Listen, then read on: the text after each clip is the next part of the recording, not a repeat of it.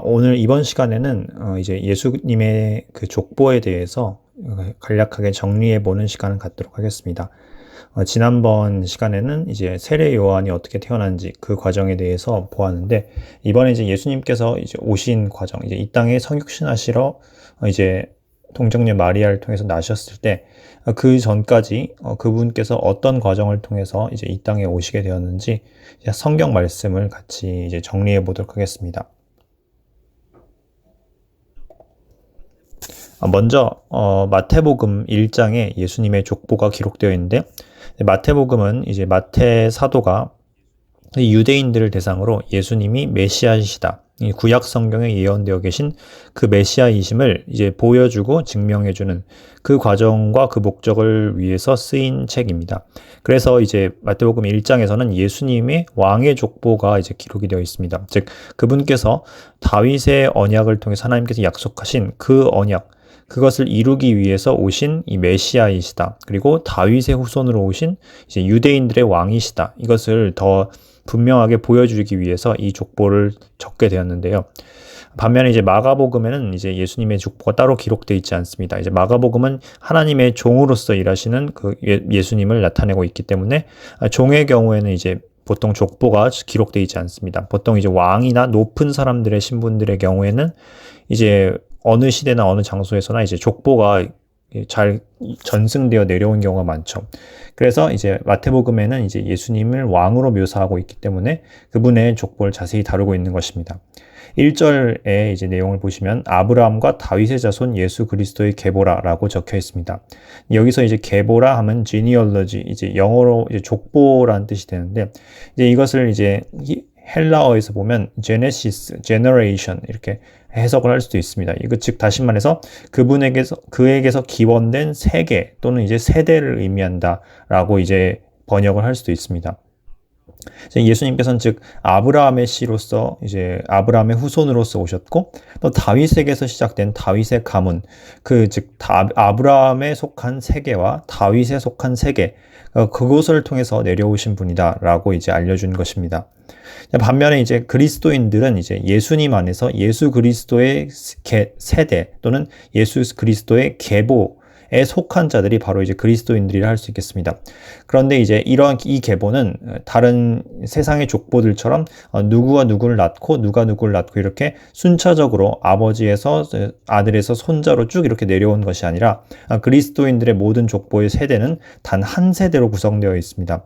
즉 이제 모든 하나님 안에서 위로부터 난 거듭난 성도들은 하나님으로부터 직접 나온, 즉 하나님을 직접 아버지로 두고 그리스도를 직접 머리로 두고 있는 그와 같은 자녀들인 것입니다. 그래서 어떤 격언에는 이제 하나님께는 손자가 없다, 이런 말씀이 있죠. 즉 아버지를 통해서 이제 우리가 구원받는 게 아니라, 인간 아버지를 통해 구원받는 것이 아니라, 우리 직접 모든 사람 개개인이 각 세대의 모든 구성원들이 하나님을 믿고 그분을 이제 아버지로 받아들일 때는 직접적으로 자기 자신이 직접 예수님을 믿고 하나님께로부터 직접 태어나야 된다라는 것을 의미하고 있습니다. 이제 이어서 이제 말씀을 보도록 하겠습니다. 이제 아브라함이 이삭을 낳고, 이삭은 야곱을 낳고, 야곱은 유다와 그의 형제들을 낳고, 유다는 다말에게서 베레스와 세라를 낳고, 베레스는 헤스론을 낳고, 헤스론은 람을 낳고, 람은 아미나답을 낳고, 아미나답은 나손을 낳고, 나손은 살몬을 낳았다. 이렇게 이제 족보가 쭉 이어지고 있습니다. 중요한 인물들 몇을 보도록 하겠습니다. 자, 여기서 중요한 인물들이 바로 이제 아브라함, 그리고 이삭, 야곱입니다. 이 세 분은 이제 하나님으로부터 직접 언약을 받은 당사자들입니다. 아브라함이 받은 언약을 이제 이삭과 야곱이 그대로 이어받았고, 실제로 야곱의 후손들이 이제 이스라엘 백성이 되었습니다. 자, 그리고 이제 이 야곱의 12아들 가운데서 이제 특별히 하나님께서 유다를 택하셔서 유다를 통해서 예수님이 오시는 그 은혜를 베푸십니다. 근데 언뜻 보면 창세기 기록에는 야곱의 12아들 가운데 요셉에 대해서 기록된 그 기사가 가장 많은 부분을 차지하고 있고, 실제로 이제 요셉이 예수님의 이제 장차 오실 예수님에 대한 예표를 담당하기도 하며, 또 가장 이제 하나님과 가까운 인물로서 이제 묘사가 됩니다.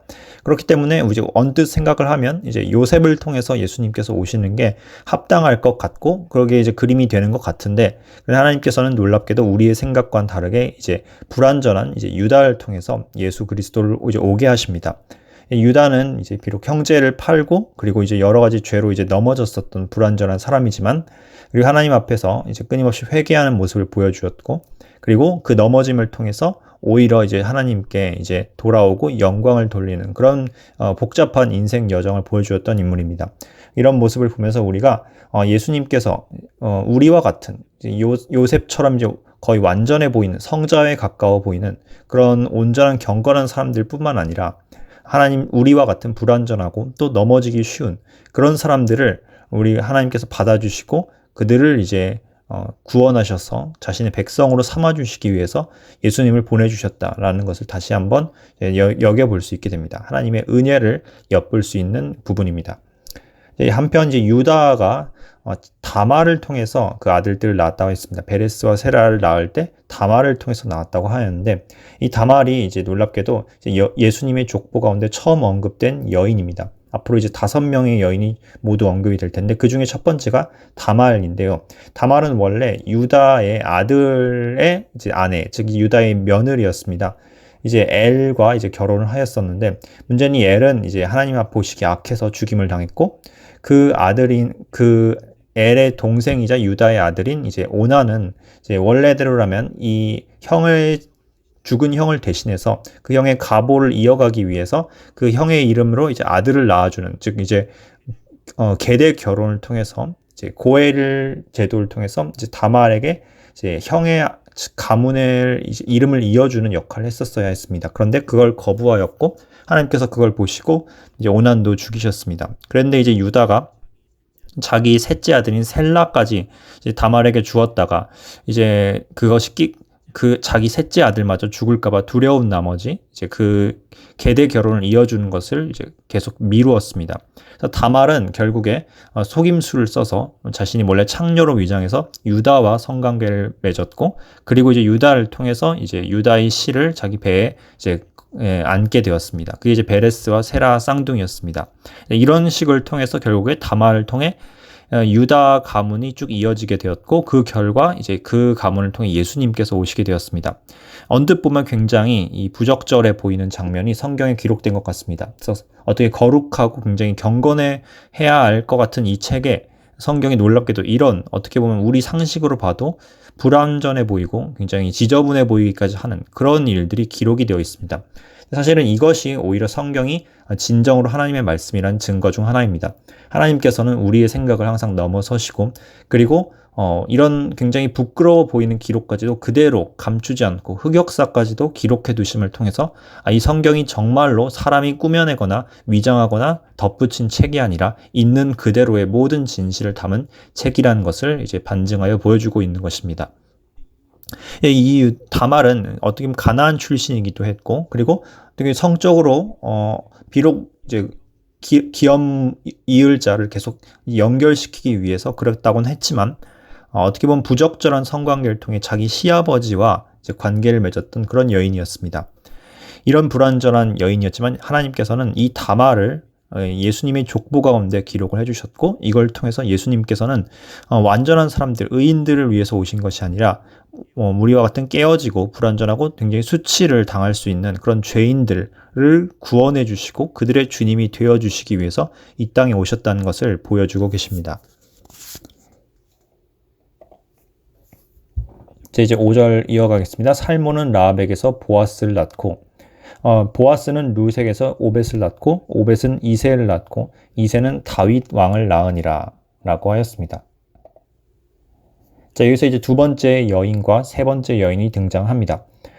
두 번째 여인은 바로 기생 라합입니다. 여리고 성에 이제 이스라엘 군대가 쳐들어갔을 때 이제 이 기생 라합이 정탐꾼 2명을 숨겨줌으로써 구원을 받았습니다. 이 기생 라합이 예수님의 족보에 이제 이름을 당당하게 올리게 되었는데, 이 라합은 믿음의 여인이었습니다. 그리고 그 믿음에 합당한 행위를 보여주었습니다. 히브리서 11장 31절에 그녀의 믿음을, 야고보서 2장 25절에 그녀의 이제 믿음에서 우러나온 행동을 이제 칭찬하고 있습니다. 이 여인 또한 이제 여리고성 출신, 즉 가나안 출신으로 저주받은 그 민족의 그 후손으로 태어났습니다. 하지만 그럼에도 불구하고 그녀는 다른 이들이 이제 하나님을 끝까지 대적할 때 믿음으로써 하나님께 연합함으로써 다른 동포들과 달리 구원을 받아서 이스라엘의 민족의 일원으로 받아들임을 받았습니다. 이 역시 주님의 크신 자비를 보여주고 있는 것입니다. 그리고 이제 라합이 정탐꾼들을 숨겨주고 여리고성이 무너질 때 자신과 가족들을 보호하기 위해 자신의 집 문에 이제 창문 앞에 이제 붉은 실을 매달았는데, 이 또한 이제 예수님께서 그분의 이 보혈을 통해서 우리 죄인들을 이제 속죄하시고 마음에 인을 치시는 그런 것을 예표하고 있는 그림이라 볼 수 있겠습니다. 그리고 이제 세 번째 여인이 바로 이제 모압 여인인 룻이었습니다. 이 룻은 이제 엘리멜렉 가문의 이제 며느리로 들어왔던 여인이었죠. 엘리멜렉과 나오미 부부가 그 두 아들을 데리고 이제 모압 땅으로 흉년을 피해서 이제 기근을 피해서 이동을 했을 때 그 땅에서 두 명의 모압 여인 출신의 이제 며느리를 얻었는데 룻과 이제 오르바였습니다. 근데 그 중에서 이제 남자들은 전부 죽고 결국에 이제 여자들만 남게 되었습니다. 그 가운데서 오르바는 결국 자기 민족에 돌아갔고, 이 나오미와 그의 며느리였던 이제 룻이 함께 이제 고향 땅 이스라엘의 베들레헴으로 돌아갔습니다. 그곳에서 이제 보아스라는 엘리멜렉의 친족이 룻과 결혼을 해줌으로써 엘리멜렉의 그 자손의 이름이 끊기지 않도록 이제 일종의 이제 친족 구속자 역할을 해주었습니다. 바로 이 보아스가 우리의 친족 구속자이신 예수님을 예표합니다. 예수님께서는 이 아담이 그 죄로 인해서 잃어버린 그 세상에 대한 그 청지기의 다스리는 권리와, 그리고 그 죄로 인해서 사망과 그 죄악의 영영 노예가 되어버린 온 인류를 그 구속해 주시기 위해서 우리의 죄값이라는 빚을 갚아주시고, 그리고 우리가 잃어버린 땅인 이 옛 하늘과 옛 땅을 다시 구속하셔서 새 하늘과 새 땅으로 바꿔주시며, 뿐만 아니라 그 후손인 이 모든 이 하나님의 백성들을, 즉 교회와 이스라엘, 여자로서 그 상징되는 교회와 이스라엘을 예수님께서 신부로 이제 삼아주시고 그들을 이제 하나님과 함께 영원토록 같이 할 수 있도록 이제 결혼을 해주는 그 역할을 하셨습니다. 이 룻은 이제 오늘날 이제 교회를 예표하고 그의 시어머니인 나오미는 이제 이스라엘을 예표한다고 볼 수 있겠습니다. 룻은 비록 이제 모압 여인이었습니다. 모압 출신이고, 이 모압은 이 과거 출애굽 이후 이스라엘을 저주하는 그 일 때문에 하나님으로부터 굉장히 그 엄한 경고의 말씀을 들었던 그런 민족이었습니다. 하지만 그 출신과 상관없이 룻은 믿음을 통해서 여호와 하나님을 알게 되었고, 그것을 통해서 이스라엘 민족들과 이제 온전히 연합되게 되었습니다. 그리고 결국에는 그녀는 이제 예수님의 그 족보에까지 자기 이름을 이제 올릴 수 있게 되었습니다.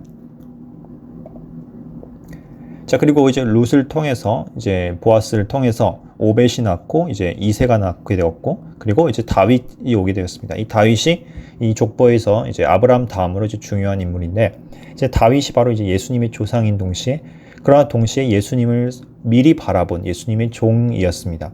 마태복음 22장 43절 45절 말씀을 보시면 예수님께서 이 바리새인들과 종교 지도자들에게 다윗에 관하여 이렇게 이제 질문을 던지십니다. 그러면 다윗이 성령에 감동되어 어찌 그리스도를 주라 칭하여 말하되 주께서 내 주께 이르시되 내가 내 원수를 내 발 아래 둘 때까지 내 우편에 앉아 있으라 하셨도다 하였느냐. 시편 110편 말씀을 인용하신 것입니다. 다윗이 그리스도를 주라 칭하였은즉 어찌 그의 자손이 되겠느냐라고 하였습니다. 즉 예수님 즉 메시아는 이제 다윗의 아들 또는 다윗의 후손이라는 명칭으로 많이 불립니다.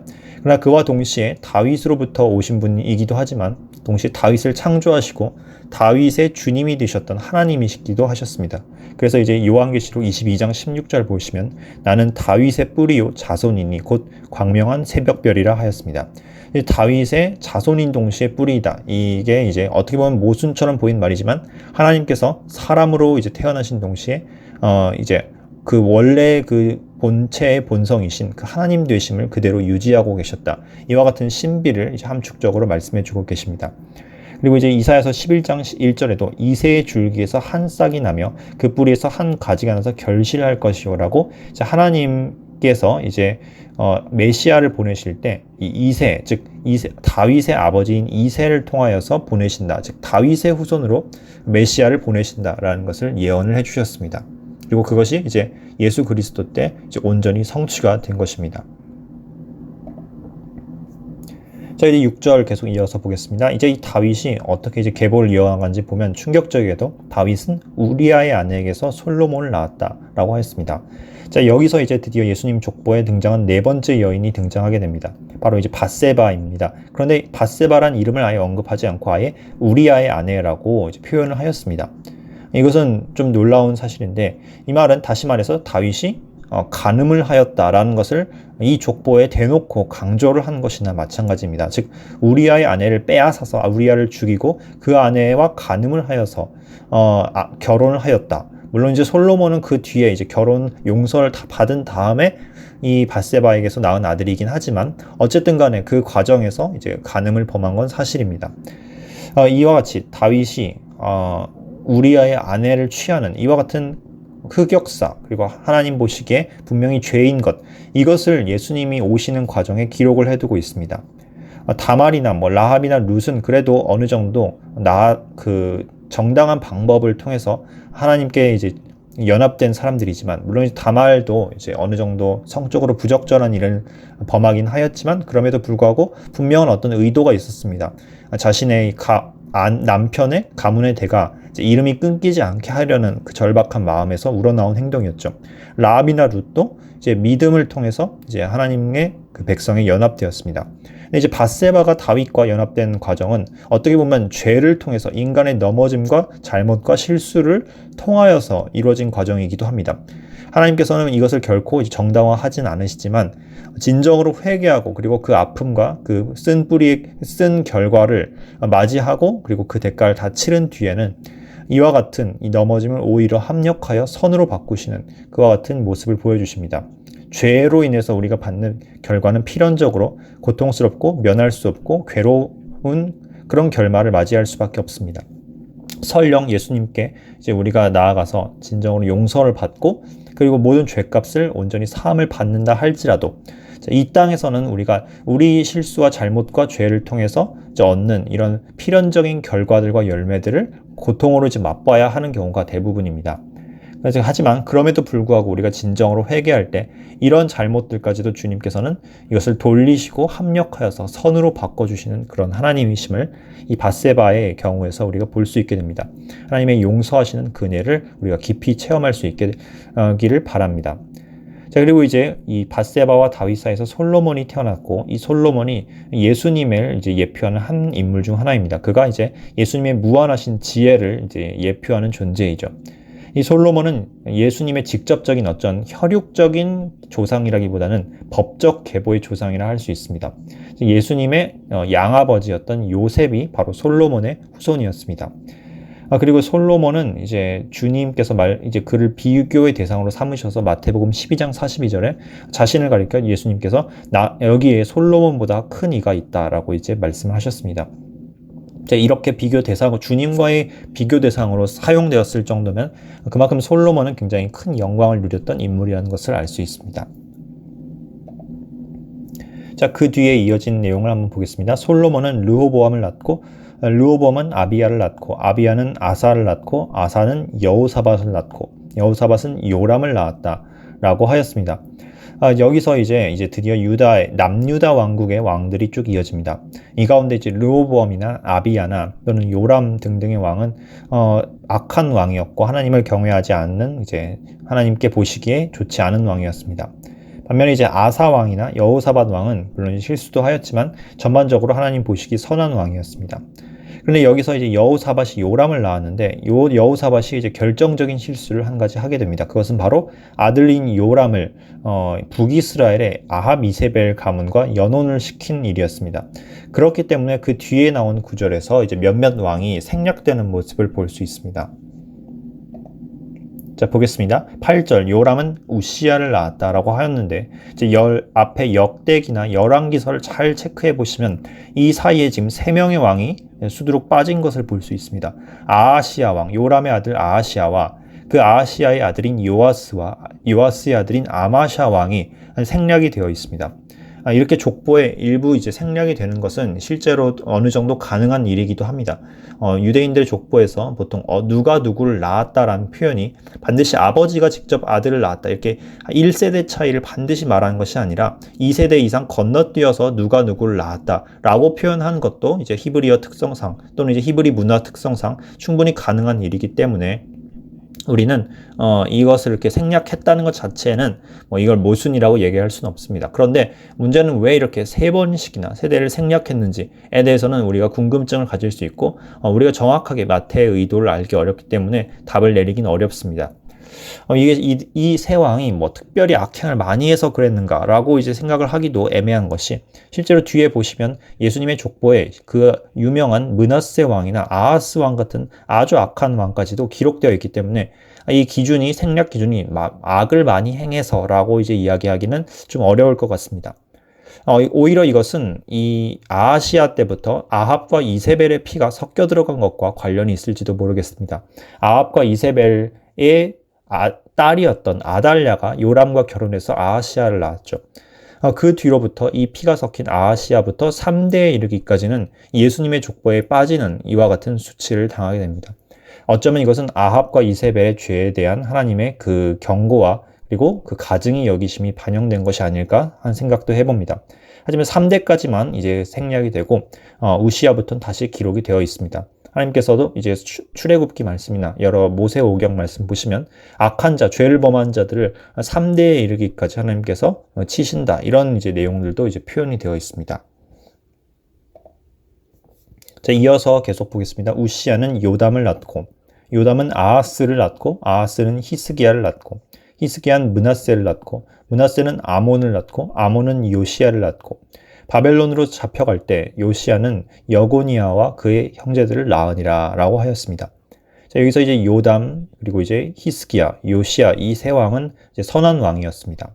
그리고 그 사이사이에 있던 아하스 왕, 그리고 히스기야의 아들인 므낫세, 그리고 므낫세의 아들인 아몬, 그리고 뒤에 나온 여고니아 또는 이제 여호야긴이라고도 부르죠. 이 왕들은 모두 악한 왕들인데 하나님께서 이와 같이 극도로 악행을 저질렀던 왕들마저도 예수님의 기록에, 예수님의 족보 기록에 그대로 기록하신 것을 볼 수 있습니다.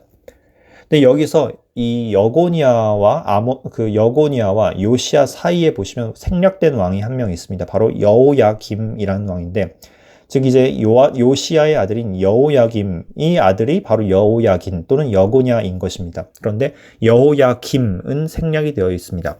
자, 왜 생략되어 있는지 역시나 이제 앞선 세 왕의 생략과 마찬가지로 우리가 정확히 알 수 없습니다.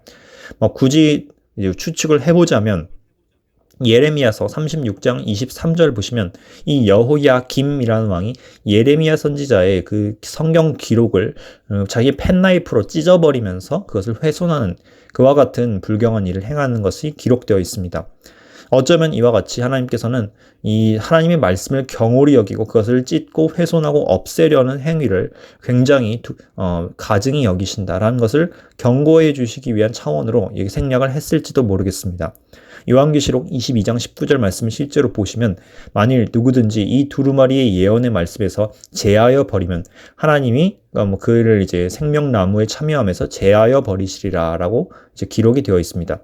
즉 하나님께서는 이 성경을 하나님의 절대적인 말씀을 성경을 자신의 자의적인 판단으로 가감하거나 없애거나 생략하거나 더하는 이 행위를 어떤 의미에서는 이 므낫세가 행한 우상 숭배보다도 더욱더 가증히 여기신다는 것입니다. 자, 12절 말씀부터 보겠습니다.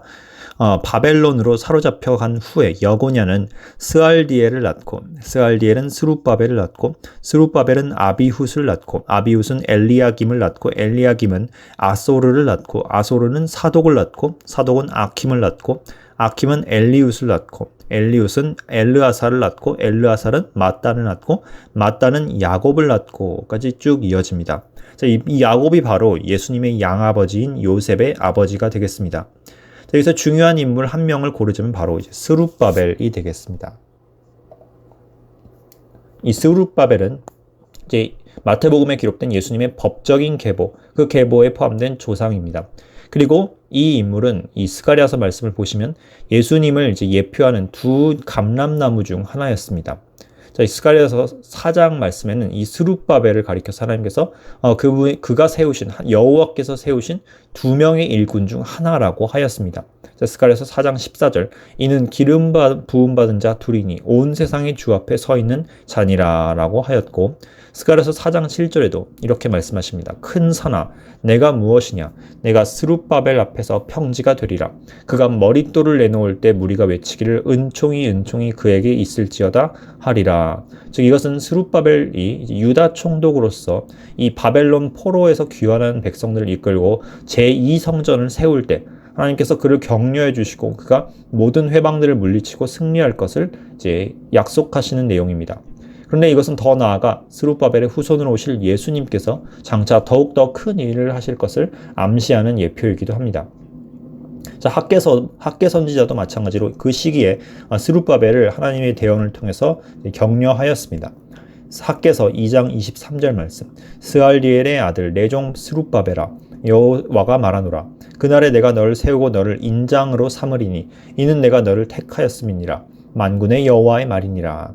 자, 이 스룹바벨을 그분 하나님의 인장 반지, 그 권능의 상징으로 삼으셨다. 이것은 정말 놀라운 일인데 스룹바벨 개인에게도 영광이지만 단순히 스룹바벨 그 당대에 하나님께서 함께 해주심을 의미하는 것을 넘어서서 이제 장차 스룹바벨의 후손으로 오실 예수님께서 놀라운 그 일을 이루실 것을 상징하는 말이기도 합니다. 자, 이제 다시 본문으로 와서 마태복음 1장 16절입니다. 이 야곱까지 왔죠. 야곱은 마리아의 남편 요셉을 낳았으니 마리아에게서 그리스도라 칭하시는 예수님이 나시니라. 자, 이 바로 마리아가 이 예수님의 족보에 등장한 5번째 여인입니다. 이 마리아를 통해서 이 동정녀 당시였던 이 한 번도 이제 남자를 알지 못했던 마리아를 통해서 예수님께서 이 땅에 오시게 되었습니다. 성육신을 하시게 되었는데, 즉 주님께서는 인간인 아버지가 없으시고 이제 비록 어머니는 있지만 아버지는 없으시고 오로지 하나님 아버지만을 갖고 계신 그런 분으로 오셨습니다. 이 마리아를 통해서는 이 예수님께 이 인간의 속성, 즉 인성이 전해지게 되었고 요셉을 통해서는 직접적으로 연결점은 없지만 대신에 요셉은 앞서 말씀드렸던 다윗 왕과 솔로몬의 그 계보, 즉 예수님의 유다인의 왕으로서의 그 왕권을 상징하는 법적 계보를 전승해 주게 되었습니다. 즉 요셉을 통해서는 예수님의 그 법적인 권리가 이제 전달되었다라고 이제 이해를 하시면 되겠습니다.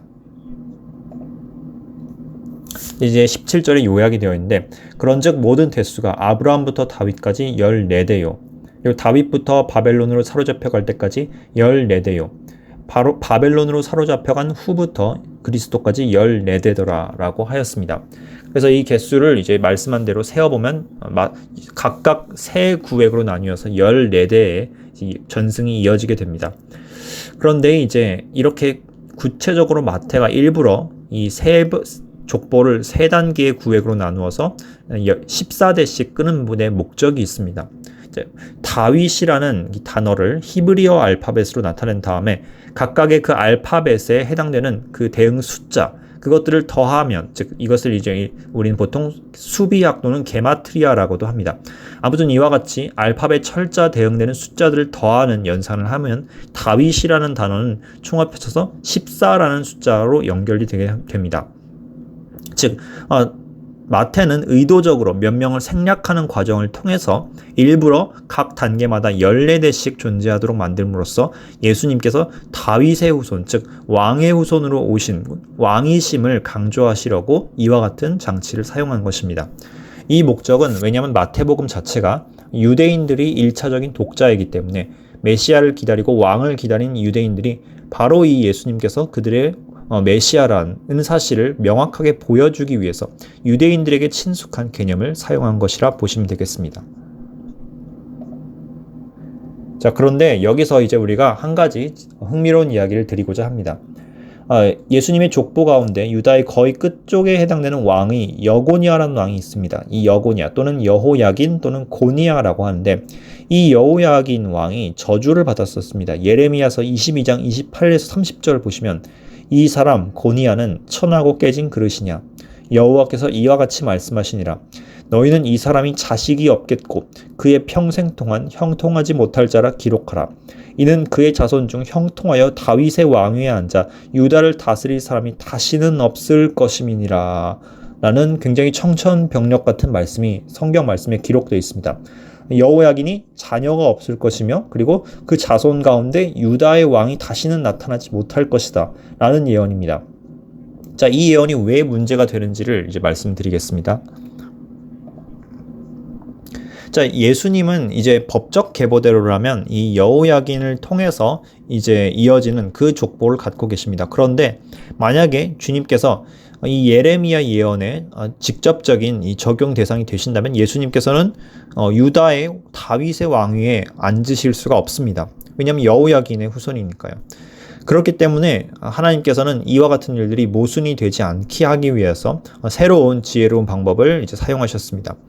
자, 마태복음에서 게시되어 있는 이 족보는 솔로몬을 통해서 이어진 다윗의 법적 왕가의 계보입니다. 자, 이것은 예수님의 양아버지인 요셉에게로 이어지죠. 그리고 그 과정에 여고니아가 포함됩니다. 하지만 예수님께서는 아시다시피 마리아를 통해서 이 동정녀 탄생을 통해 성육신하셨고 요셉과는 혈통적으로는 직접적인 연관성이 전혀 없습니다. 그렇기 때문에 실제 육친적인 계보를 보시면 그 가운데는 이제 여고니아가 포함되어 있지 않고 다윗이 아들이긴 하지만 왕은 아니었던 나단으로까지 이어지게 됩니다. 그래서 나단을 통해 다윗으로 이어지게 되고 결과적으로 예수님은 마리아를 통해서 얻은 그 육신적인 혈통으로도 다윗의 후손이 되시기도 하며 또한 그 다윗의 후손 가운데 여고니아의 저주는 피할 수가 있게 된 것입니다. 그래서 이번에는 이제 예수님의 또 다른 족보인 누가복음에 기록된 족보를 한번 보시면서 이 누가복음의 족보에 담긴 의미들을 묵상하도록 하겠습니다. 자, 누가복음 3장 후반부에도 예수님의 족보가 기록되어 있는데 이 족보의 내용은 마태복음 1장과는 조금 다릅니다. 먼저 이제 방향성이 다른데 마태복음에서는 위에서부터 이제 후손 쪽으로 쭉 내려가는 방식이라면 누가복음은 거꾸로 예수님에서부터 시작해서 위까지 쭉 올라가는 거슬러 올라가는 식의 족보입니다. 자, 그런데 또 한 가지 다른 점은 인물 구성도 다르다는 점인데요. 당장에 예수님의 그 아버지인 요셉 바로 윗단계에서 마태복음은 야곱이라는 사람으로 이어지지만 누가복음은 헬리라는 사람으로 이어지게 됩니다. 자, 이렇게 완전히 달라지게 된 데에서 여러 가지 신학자들마다 가설을 이제 내보였습니다. 여러 가지 가설 몇 가지만 소개하겠습니다. 첫 번째 가설은 요셉의 아버지가 헬리냐 야곱이냐 이 문제인데요. 이렇게 차이가 생긴 문제가 그 앞서 몇 번 말씀드렸던 계대의 혼인, 즉 이제 고엘 제도 또는 다른 말로 해서 친족 구속자를 통한 결혼, 이 제도 때문에 생긴 것이다 라고 해석을 하는 분들이 있습니다. 즉 다시 말해서 예수님의 아버지, 양아버지인 요셉이 실제로는 헬리에게서 태어났는데 근데 이 사실은 그분의 기록이 야곱의 후손으로 지금 기록된 이유가 원래는 이제 야곱과 헬리가 형제였었는데 야곱이 이제 자녀 없이 죽은 거죠. 그런데 그 야곱의 아내를 이제 헬리라는 그 동생이 대신 결혼을 해 주어서 그 야곱 형의 이름을 대신 이어줄 아이를 낳아 주었다. 라고 이제 해석을 하는 것입니다. 그렇게 되면 어떤 관점에서는 헬리가 요셉의 아버지가 될 수도 있고 혹은 다른 관점, 법적인 관점에서 보면 야곱이 요셉의 아버지가 될 수도 있는 것이다. 자, 이런 해석이 한 가지 있습니다. 또 다른 해석이 있는데 또 한 가지는 바로 여고니아가 앞서 저주에서 기록된 것처럼 여고니아가 아들이 없을 것이다 라고 했기 때문에 마태복음에 기록된 이 여고니아의 아들인 스알디엘이 사실은 실제 육신적인 자손이 아니라 입양아일 것이다 라고 이제 해석을 하시는 분들도 있습니다. 어느 쪽인지 저도 정확하게는 알 수 없지만 보통 많은 경우에는 세 번째 가설이 지지를 많이 얻습니다. 그 가설이란 바로 누가복음 3장의 족보는 바로 예수님의 혈통적 족보인 마리아의 족보이고 그리고 마태복음에 기록되어 있는 족보는 예수님의 양아버지인 요셉의 족보, 즉 법적인 족보이다 라고 해석을 하는 것이 많은 분들이 이제 지지하는 가설이며 이것이 그나마 가장 합리적인 해석이라고 볼 수 있겠습니다.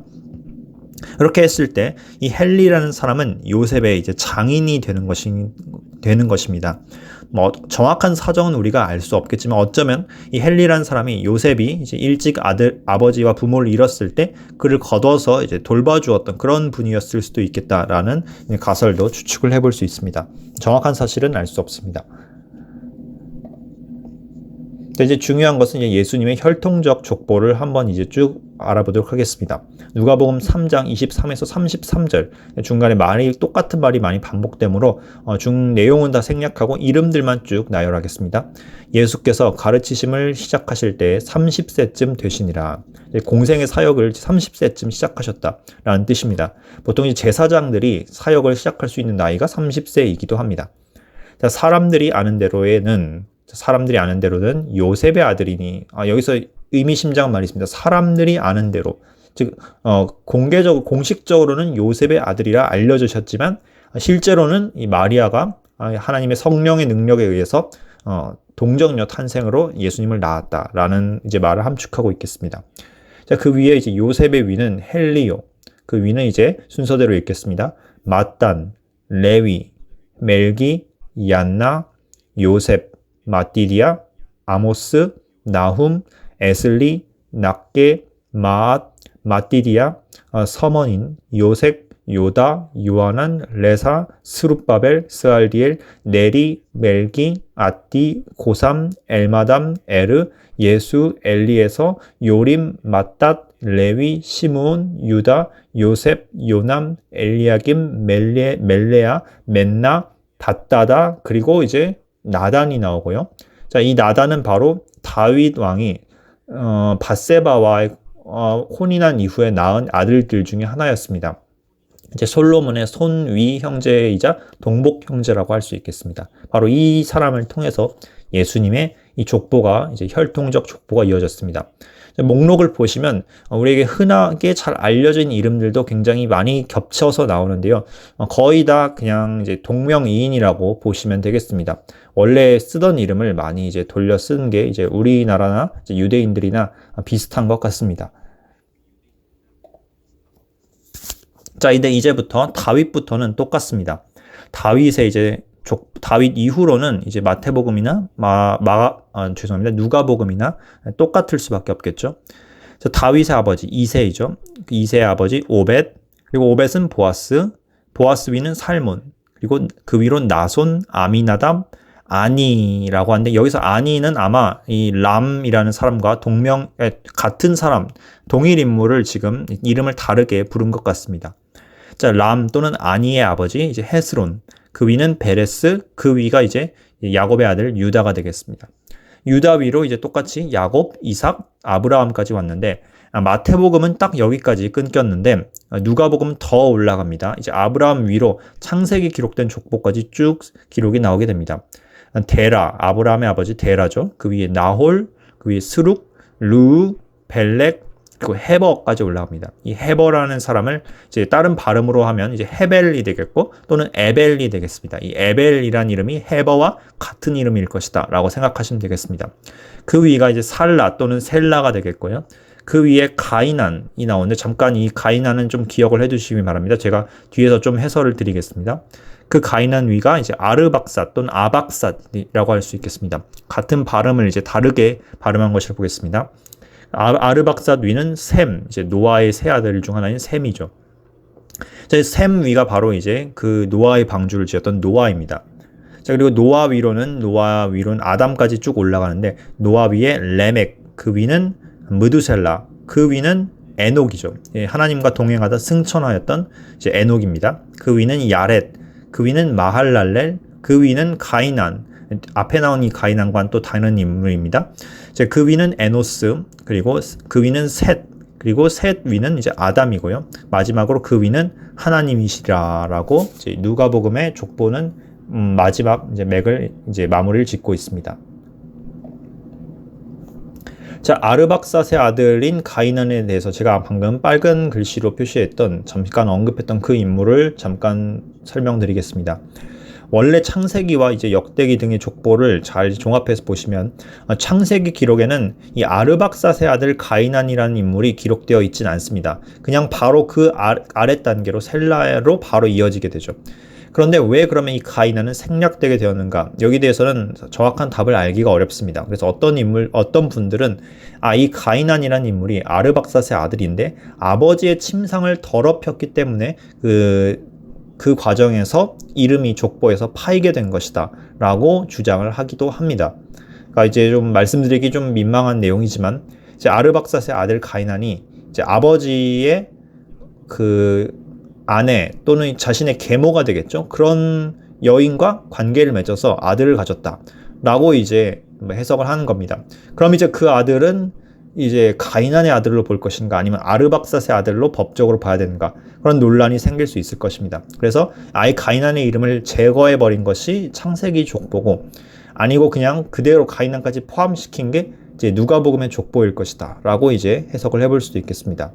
정확한 내용은 이제 하나님께서 나중에 알려주셔야 알 것 같습니다.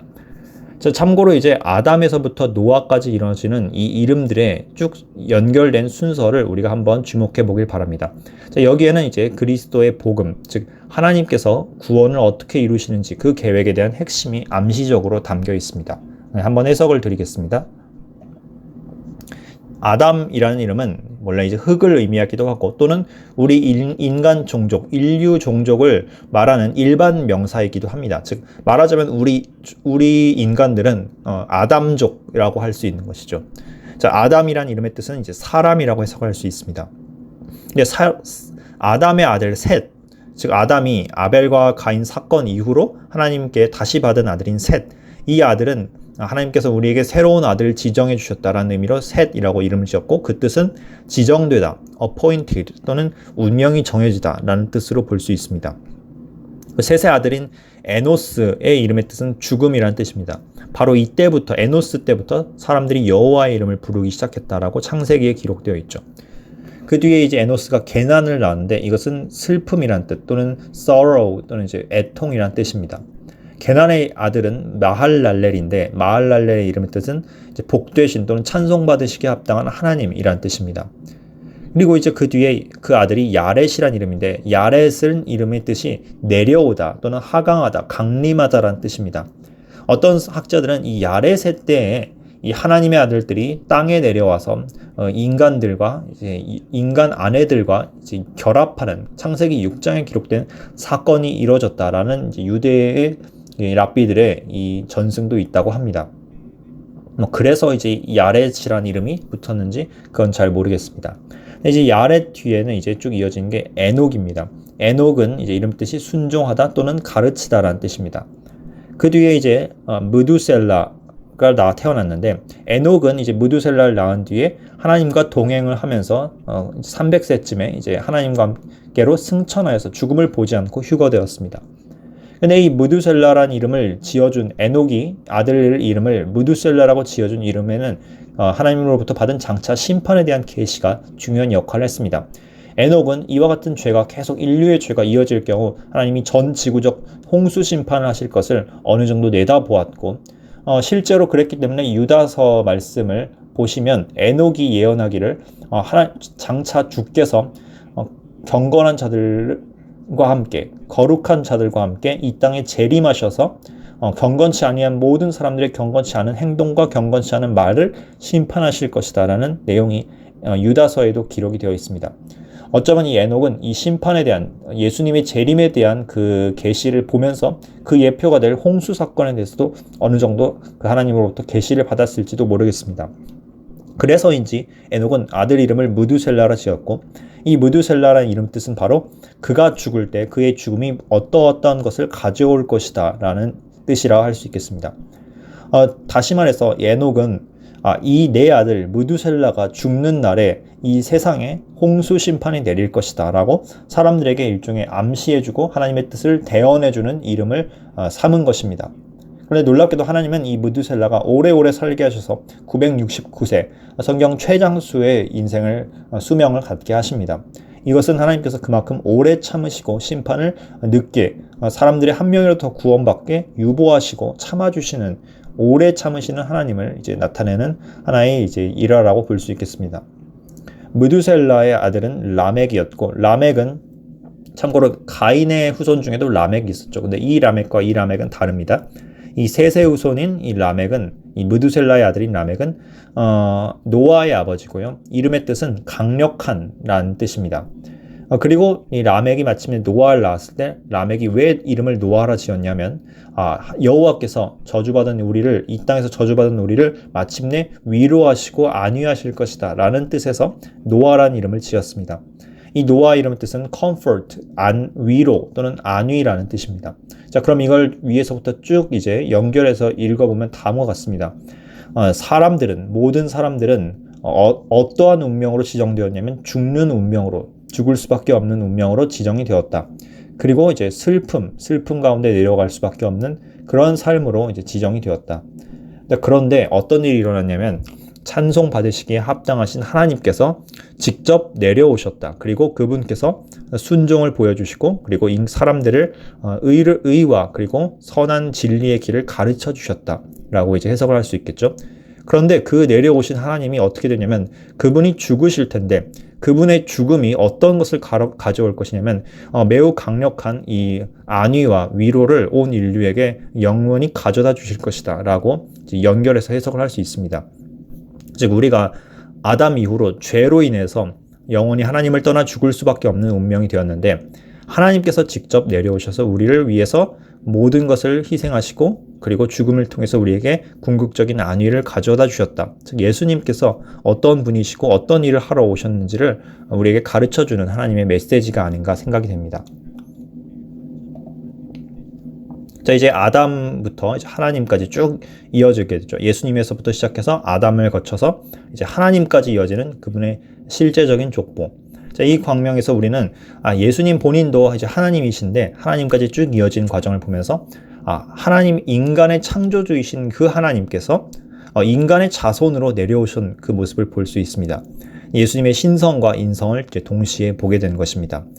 예수님께서는 사람으로 오셨습니다. 왜냐하면 우리 인간들을 구원하기 위해서는 친족 구속자가 되어주셔야만 했고, 그러기 위해서는 그분이 우리의 친척인, 즉 사람의 일원으로서 오셔야만 했던 것입니다. 그렇게 해야 인간, 즉 아담 종족의 죄를 대속해 주시고 그리고 새로운 아담이 되실 수 있는 것입니다. 이것은 참 놀라운 일인데 하나님께서는 세상 만물 어떤 피조물에 대해서도 이와 같은 은혜를 베푸시지 않고 오로지 인간들에게만 이런 특별한 은총을 베푸셨습니다. 시편 기자는 시편 8편 4절에 이와 같이 말씀하십니다. 사람이 무엇이간데 주께서 그를 생각하시며 인자, 사람의 아들이 무엇이간데 주께서 그를 돌보시나이까 라고 하십니다. 자, 우리는 어찌 보면 하나님께서 창조하신 이 거대한 우주, 그리고 이제 천계와 이 셋째 하늘에 있는 거대한 천국의 거대한 차원, 그 가운데 매우 작은 한 점의 점에 불과한 이 물리적인 우주, 그리고 그 물리적인 우주 가운데서도 하나의 먼지만도 못한 작은 행성인 이 지구, 그리고 그 지구 위에 살아가는 매우 작은 존재들인 우리 인간들, 이런 어떻게 보면 하찮아 보일 수 있는 인간들을 하나님께서는 그 가운데 사람에게 하나님의 형상을 주시고, 그리고 더 나아가 이 모든 우주 만물을 다 합친 것보다 무한히 크신 하나님 그분 자체께서 직접 이 인간들과 관계를 맺고 그들을 구원하시기 위해서 인간의 일원으로서 내려오신 그 장면을 보면서 우리는 측량할 수 없는 놀라운 영광과 그리고 그분의 은혜를 볼 수 있게 됩니다. 사람이 대체 무엇이긴데 천사들조차도 얻지 못한 그 엄청난 은혜를 사람들이 하나님의 그 아들이라는 그 선물을 받을 수 있는지 우리의 제한된 머리로는 상상을 할 수가 없을 것 같습니다. 즉 예수님께서는 죄로 얼룩진 이 불완전한 사람들, 특히나 마태복음 족보에도 보았듯이 그 수많은 범죄자들까지, 불완전한 사람들까지 다 포함되어 있는 그 족보, 그 모두를 대표하시고 그들의 일원으로서 그들의 죄를 담당하시기 위해서 우리 불완전한 사람들을 위해서 내려오셨습니다. 의인이 아니라 죄인들을 불러주시러 오셨죠. 죄인의 구원자가 되신 예수님. 그분께서는 이 아브라함의 후손이자 다윗의 후손이기도 하시며 동시에 아브라함과 다윗을 불러내시고 그들을 창조하셨던 창조주이시기도 하셨습니다. 그분은 사람으로 오셨고 사람의 아들이 되어 오셨고 그리고 동시에 하나님이시며 하나님의 아들이셨습니다. 그리고 이제 이렇게 해서 오신 주님을 믿고 그분 안에 들어오게 된 이들은 하나님의 아들로서, 하나님의 아들들로서 다시 태어나게 됩니다. 이런 탄생을 성경에서는 거듭남 또는 중생 또는 위로부터의 다시 태어남이라고 의미합니다. 자, 이와 같이 예수님 안에서 다시 태어난 자들은 모두 예수님의 세대로서 그분의 세계, 예수 그리스도의 세대, 예수 그리스도의 족보 안에 연합된 자가 됩니다. 그리고 그 족보에는 여러 단계로 후손에서 후손을 내려가는 것이 없이 모두가 다이렉트하게 직접 예수님과 하나님께 연결되는 1세대의 형제들이 됩니다. 그래서 천국에서는 모든 사람들이 아버지나 뭐 아들이나 손자 할 것 없이 예수님을 믿었으면 모두가 다 똑같은 형제와 자매로서 하나님의 자녀들이 되는 것입니다. 자, 오늘 말씀은 여기까지 마치도록 하겠습니다. 네,